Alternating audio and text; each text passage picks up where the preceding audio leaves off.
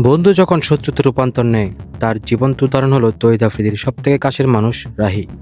রাহি শুধু বন্ধু ছিল না, সে ছিল আফ্রিদির ছোট ভাইয়ের মতো। ছোট ভাইয়ের মতোই আফ্রিদি তাকে আদর করত, পাশে রাখত। অথচ সেই ঘনিষ্ঠ মানুষই শেষ পর্যন্ত হয়ে যায় সবচেয়ে বড় বিশ্বাসঘাতক। আফ্রিদির বাবাকে যেদিন গুলশান থেকে গ্রেফতার করা হয়, ঠিক সেদিন রাতে আফ্রিদি পালিয়ে নোয়াখালী চলে যায়। সেখানে গিয়ে আশ্রয় নেয় রাহির বাড়িতে। কিন্তু অবাক করার বিষয় হলো, রাহি গোপনে আফ্রিদির সব তথ্য বাইরে পাচার করেছিল, তার অবস্থান, তার পরিকল্পনা, সবকিছু। যখন আফ্রিদি বিষয়টি টের পায়, তখন আবার নোয়াখালী থেকে পালিয়ে বরিশালে চলে যায়।